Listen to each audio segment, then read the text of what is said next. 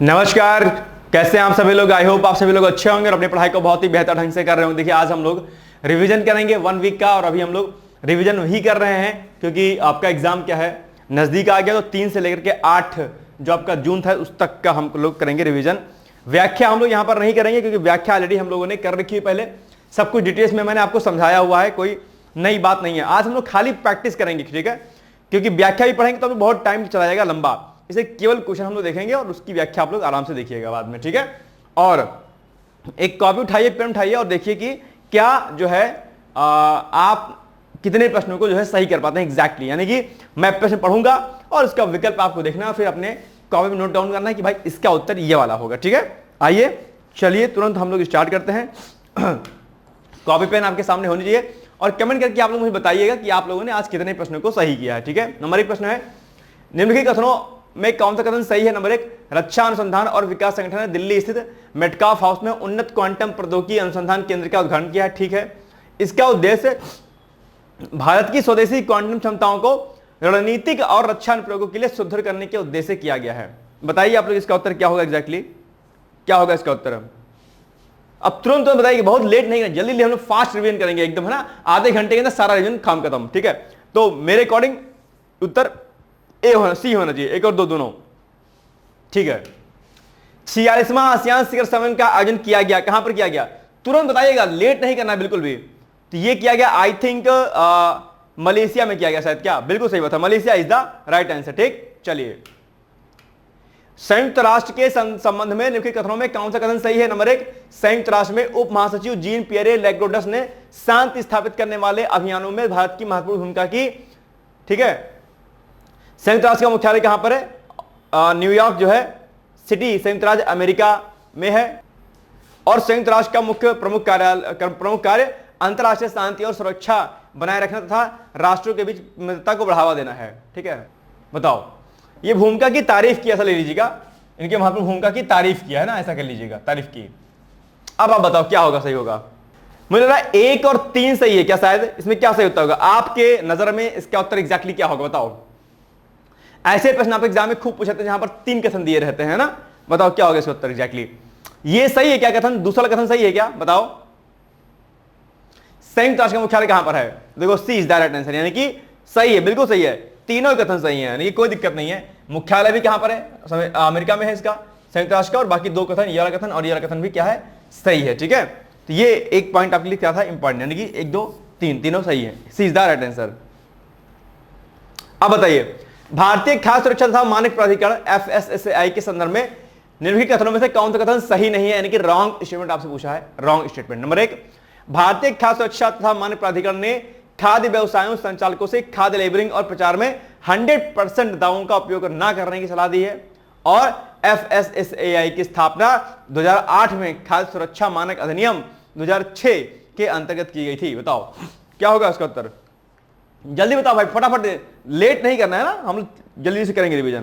क्या होगा इसका उत्तर, मेरे अकॉर्डिंग दूसरा वाला रॉन्ग है, इसकी स्थापना जो है ये जो लिखा हुआ है गलत लिखा हुआ है। अब देखते हैं कि क्या वास्तव में सही है, यानी कि बी होना चाहिए केवल 2, देखिए बिल्कुल सही है, बी है। लेकिन अब आप लोग मुझे बताओ कि आखिर इसमें क्या गलती है, क्या यहां पर 2008 यहां पर कुछ और होना चाहिए, या यहां पर जो फूड सेफ्टी स्टैंडर्ड एक्ट 2006 है इसी जगह पर कुछ और होना चाहिए।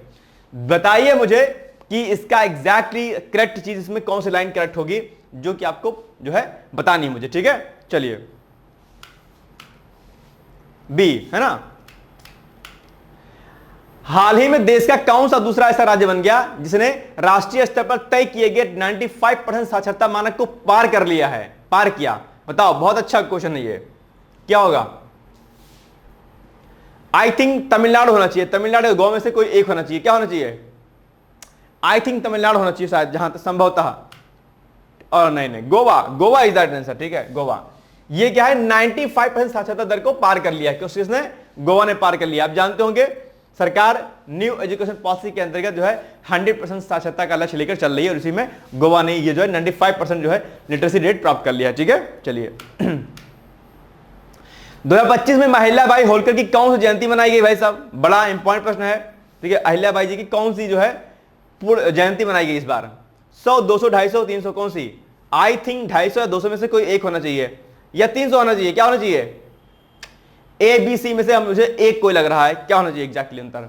या ए होगा, बताओ, देखते हैं डी होगा, यानी कि 3 समझती बनाई गई, यानी D is the right answer. ठीक, चलिए निम्नलिखित कथनों में कौन सा कथन सही है? आप लोग उत्तर देखते रहो, बताना मुझे कि कितने प्रश्नों को आपने सही किया। ठीक है, ऐसे निकल मत जाना, भाग मत जाइएगा। ठीक है, 30,000 करोड़ परिसर से दिल्ली का पहला शहरी आयुष्मान आरोग्य मंदिर का काम करना शुरू कर दिया है, ठीक बात है। इस सुविधा का औपचारिक उद्घाटन 31 मई को मुख्यमंत्री रेखा गुप्ता के द्वारा किया गया। मेरे अकॉर्डिंग दोनों कथन सही होने चाहिए, जहां तक मुझे लग रहा है।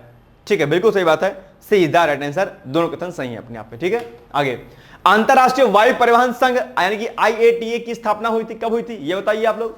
IATA की स्थापना कब हुई थी? बड़ा इंपॉर्टेंट प्रश्न है। IATA अंतरराष्ट्रीय वायु परिवहन संघ, बताइए भाई, जल्दी नहीं बताओ यार आप लोग, है ना, फटाफट जल्दी से।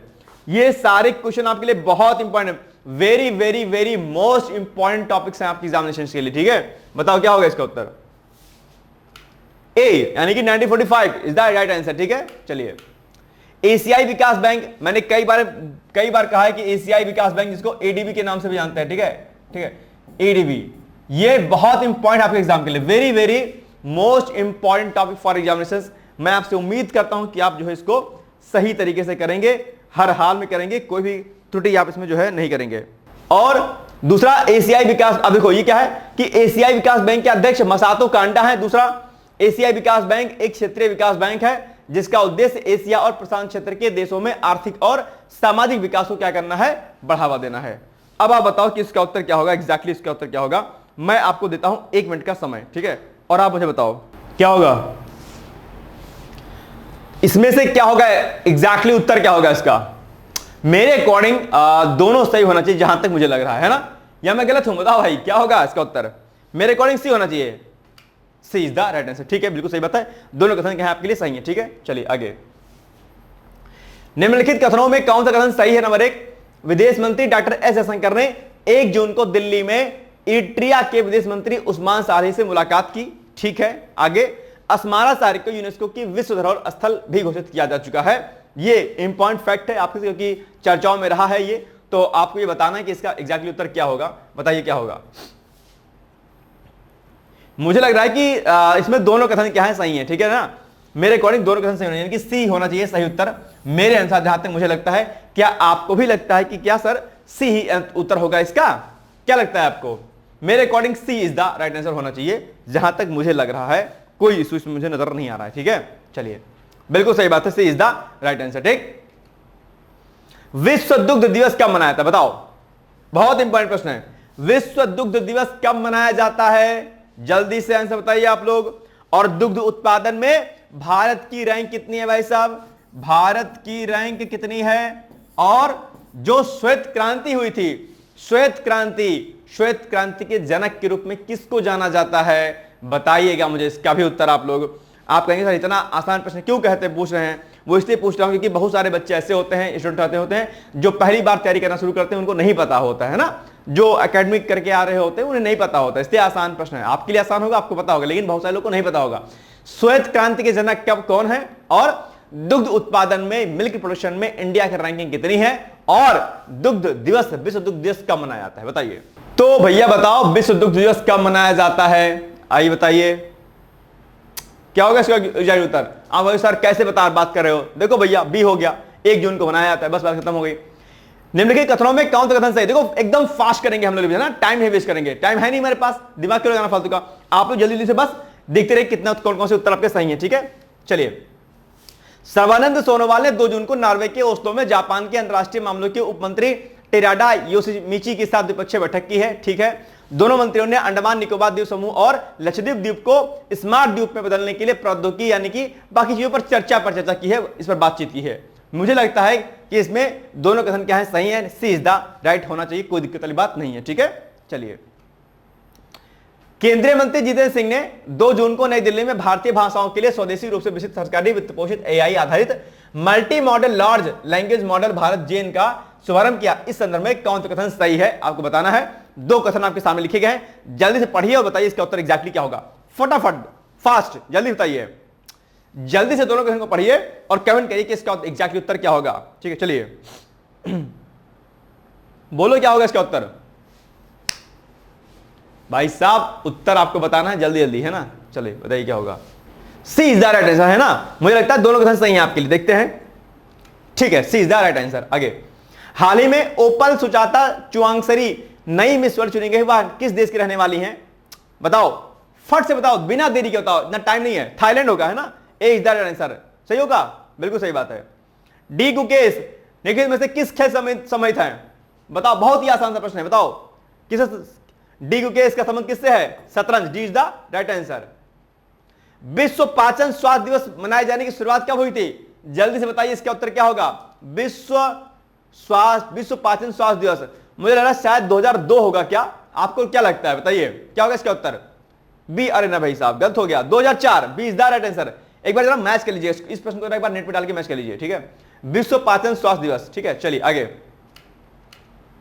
22वां सांगरी ला संवाद, मैंने आपसे कहा है कि ये सांगरी ला संवाद आपके लिए क्या है, बहुत इंपॉर्टेंट है। तो 20वां सांगरी ला संवाद 2025 के संदर्भ में निम्नलिखित कथनों में से कौन सा कथन सही नहीं है? रॉन्ग स्टूडेंट आपसे पूछ रहा है। इसका आयोजन 25 मई से लेकर 28 जून 2025 तक सिंगापुर में आयोजित हुआ। सांगरी ला वार्ता एशिया का प्रमुख रक्षा और सुरक्षा शिखर सम्मेलन है, जो दुनिया और भर के रक्षा मंत्रियों, सैन्य प्रमुखों, नीति निर्माताओं और रणनीतिक विशेषज्ञों को एक साथ लाता है। मुझे लग रहा है कि इसमें से ये वाला जो ऑप्शन है गलत होगा, या ये वाला होगा। क्या होगा, जल्दी बताइए। I think first is the wrong, यानी कि केवल एक होना चाहिए, ए होना चाहिए उत्तर सही इसका।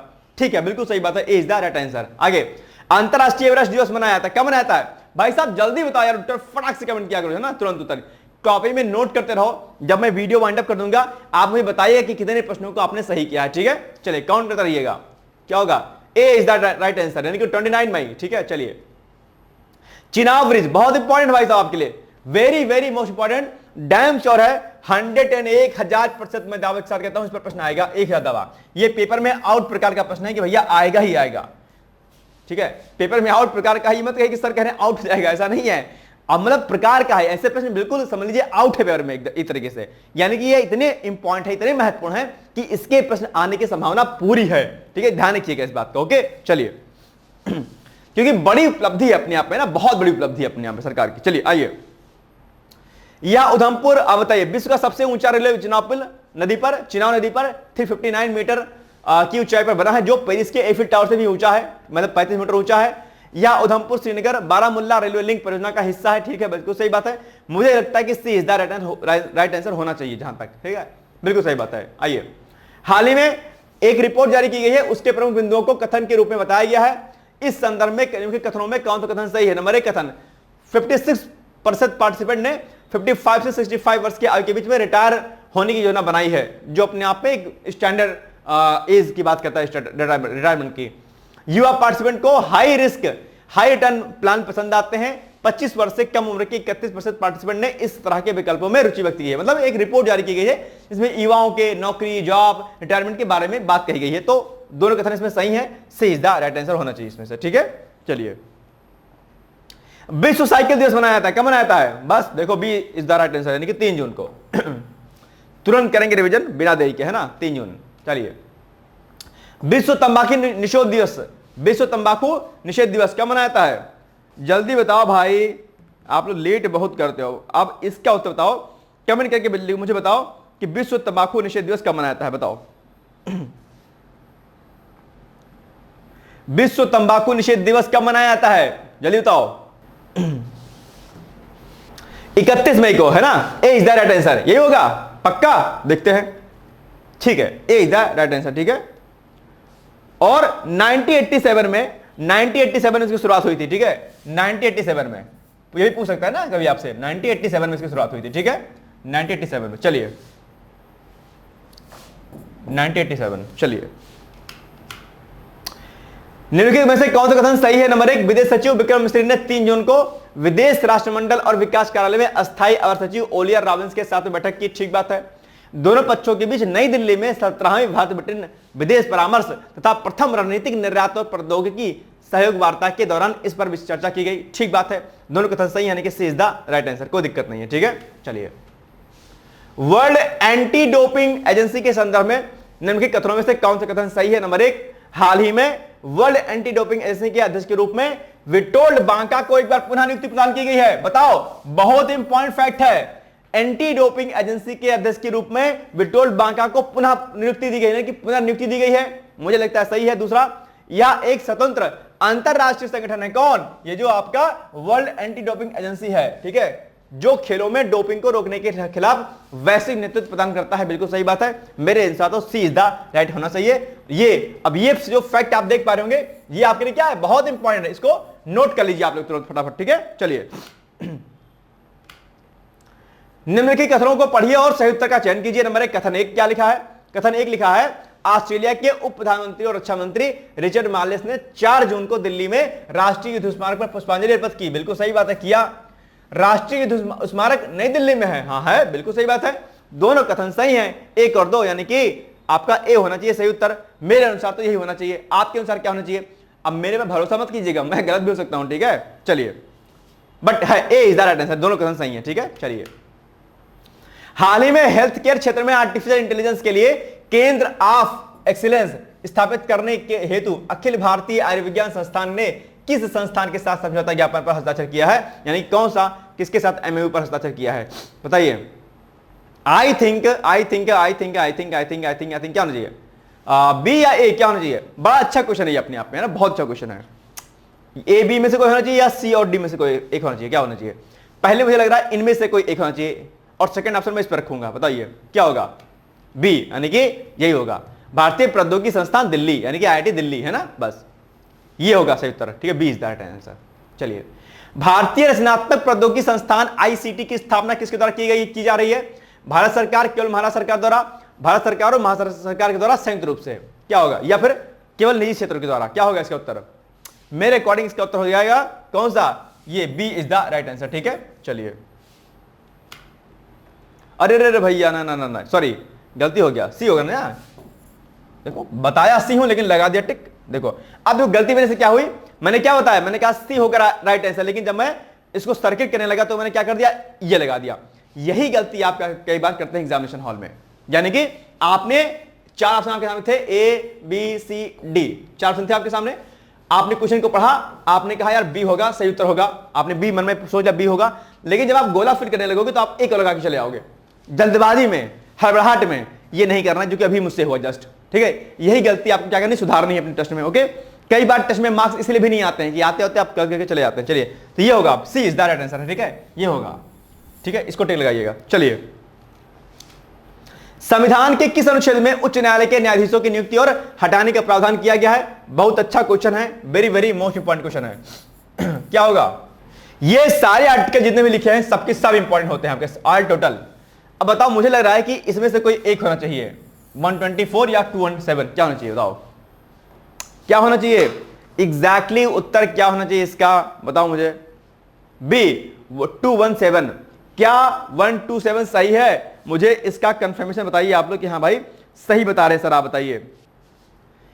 संविधान के किस अनुच्छेद में उच्च न्यायालय के न्यायाधीशों की नियुक्ति और हटाने का प्रावधान है? ये बी होगा ना, एकदम कंफर्म है, कोई दिक्कत नहीं है, B is the right answer, ठीक है। आज दिमाग मत लगाइए फालतू का, है ना, B is the right answer, ये ही होगा। अब ये क्या है, 226 क्या है, 356 क्या है और 124 क्या है? ये 124 बहुत बार पूछा आपके एग्जाम में, और 356 की बात करें तो इसके अलावा आप इसमें तैयार कर लीजिएगा आर्टिकल 352, 356, 360, क्या 360, और ये जो 356 है इसके यहां पर 365 भी करना है आपको रेडी, ठीक है। बस इतना आपको रेडी कर लेना है, ओके। चलिए आगे बढ़ते हैं हम लोग। तो 20 राइट आंसर, यानी कि ये हो जाएगा। आगे, निम्नलिखित कथनों पर विचार कीजिए। नंबर 1, 17वां भारत ब्रिटेन विदेश कार्यालय परामर्श 3 जून को नई दिल्ली में आयोजित किया गया, ठीक है। कथन 2, भारत की ओर से प्रतिनिधित्व विदेश मंत्री डॉक्टर एस जयशंकर ने किया। तीसरा, इस बैठक में दोनों देशों के बीच मुक्त व्यापार समझौते का स्वागत किया गया। क्या होगा, मतलब बी होगा क्या? ये सही है क्या एग्जैक्टली उत्तर? बताओ क्या होगा इसका उत्तर? अब ये 3 कथन वाले हैं ना, बी होगा, देखो सही होगा ना, बी इज द 1 और 3 बिल्कुल। ये नहीं सही है, ये सही है और ये सही है। तो भैया फिर बताओ भारत की ओर से प्रतिनिधित्व फिर किसने किया था, बताइएगा मुझे इसका उत्तर। चलिए, हाल ही में किस देश की सरकार ने शेख मुजीबुर रहमान का स्वतंत्रता सेनानी का दर्जा समाप्त कर दिया? बहुत ही आसान सा प्रश्न भैया, ये क्या हो जाएगा इसका उत्तर? इसका उत्तर हो जाएगा आपका बी, सी, बांग्लादेश, ठीक है। चलिए, विश्व पर्यावरण दिवस 2025 की मेजबानी कौन सा देश कर रहा है? बहुत अच्छा क्वेश्चन है भैया, कौन कर रहा है विश्व पर्यावरण दिवस 2025 की मेजबानी?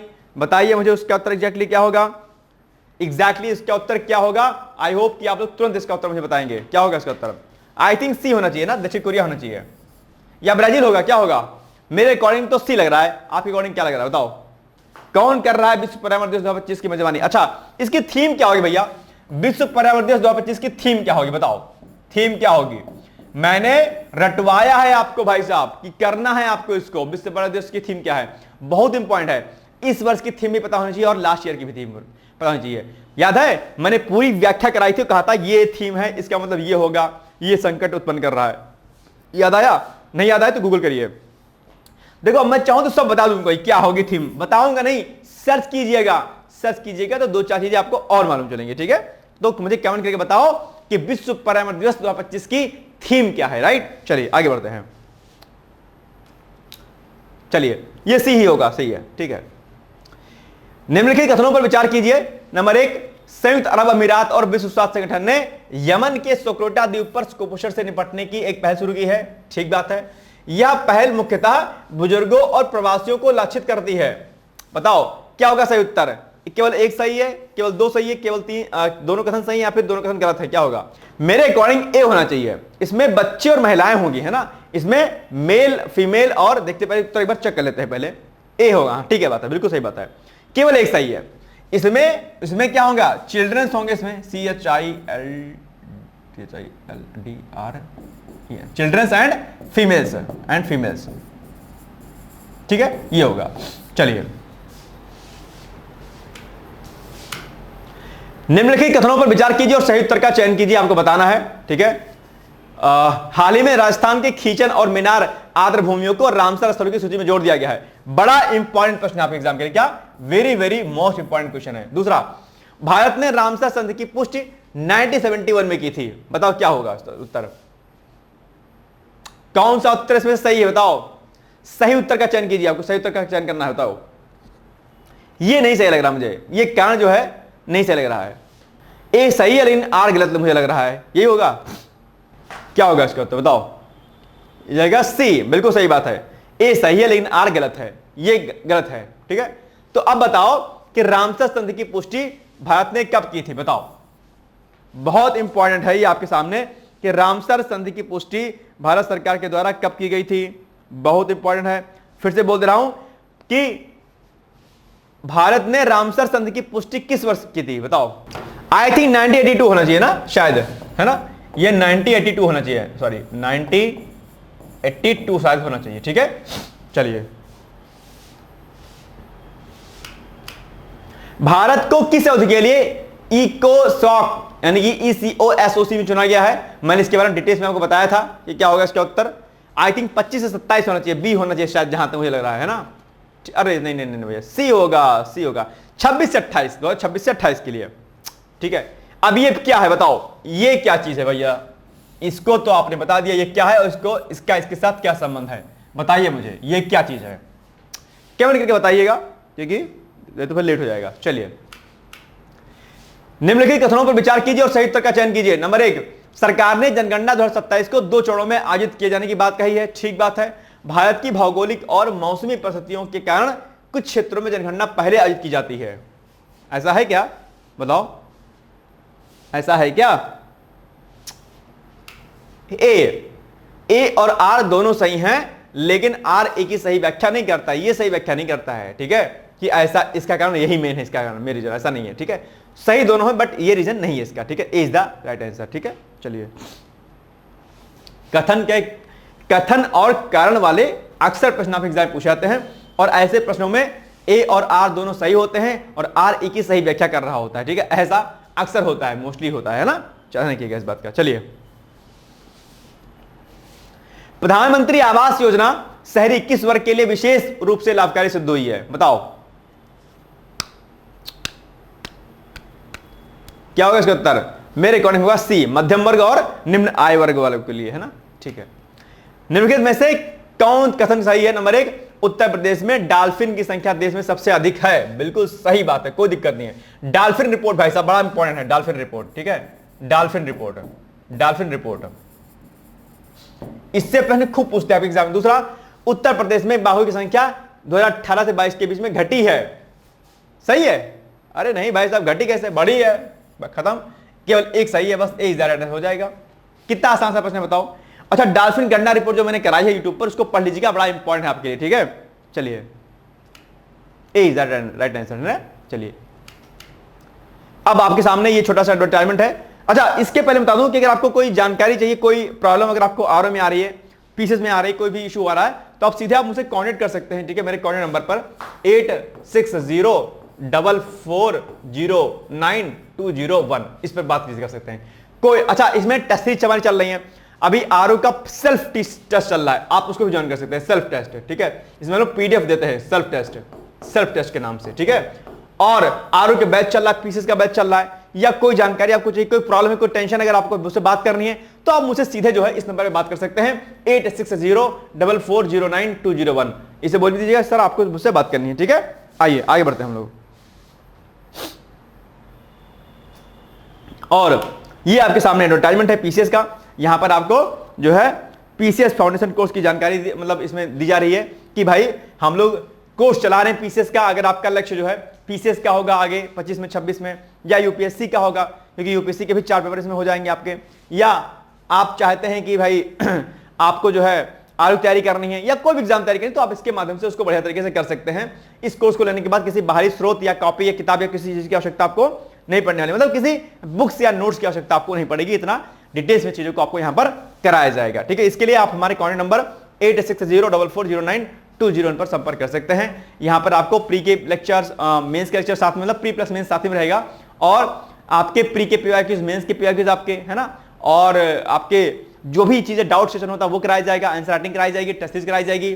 ठीक है, आपकी फीस भी वापस कर दी जाएगी अगर आप इंटरव्यू तक जाते हैं। तो ये डिटेल्स आपको अगर प्राप्त करनी है तो इसके लिए सीधे आप पीसीएस लिख करके और आप दिए गए नंबर पर आप मुझे क्या कर सकते हैं, व्हाट्सएप कर सकते हैं। ठीक है, तो ये एक छोटी सी जानकारी थी जो आपको मुझे देनी थी। बाकी आधे घंटे में हमने 7-8 दिन का रिवीजन जल्दी से कर लिया। जहां पर कंफ्यूजन होगा उसको आप एक बार सर्च कर लीजिएगा नेट के माध्यम से। ठीक है, या व्याख्या में। चलिए, अब हम लोग मिलेंगे कल एक नए वीडियो के साथ। तब तक आप लोग पढ़ते रहिए, मस्त रहिए, व्यस्त रहिए, संकल्पित रहिएगा, दृढ़ संकल्पित रहिएगा और लगातार तैयारी करते रहिएगा।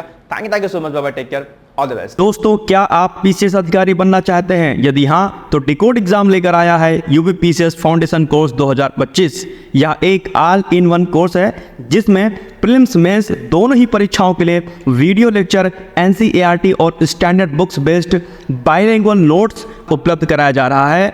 इस कोर्स में प्री और मेंस के सभी प्रीवियस ईयर क्वेश्चंस पेपर भी वीडियो लेक्चर के माध्यम से कोर्स में सम्मिलित होंगे। साथ ही साथ में कोर्स का कंटेंट गुणवत्तापूर्ण होने के साथ ही साथ एग्जाम ओरिएंटेड है, जिससे कोर्स लेने वाले स्टूडेंट्स को कोई भी बाहरी पुस्तक या नोट्स पढ़ने की आवश्यकता न पड़े। इस कोर्स में प्रीलिम्स और मेंस के टेस्ट सीरीज तथा आंसर राइटिंग प्रोग्राम भी शामिल है, जिसके साथ ही साथ टेलीग्राम ग्रुप में रेगुलर टॉपिक वाइज टेस्ट कराए जाएंगे।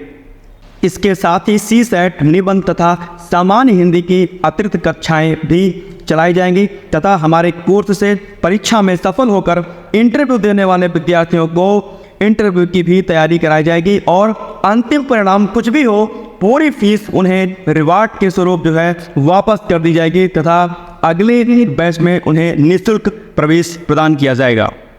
उल्लेखनीय है कि डिकोड एग्जाम एक संस्थान के रूप में 5 वर्ष के अपने सफल कार्यकाल में अब तक 55 से अधिक विद्यार्थियों को विभिन्न परीक्षाओं में अंतिम सफलता दिलाने में अपना सफल योगदान दे चुका है। इस कोर्स की फीस 15,000 रुपये निर्धारित की गई है, लेकिन पहले प्रवेश लेने वाले 100 विद्यार्थियों को 3,000 रुपये की विशेष छूट दी जा रही है। और अधिक जानकारी के लिए हमारे संस्थान के नंबर 6307495944 पर संपर्क करें।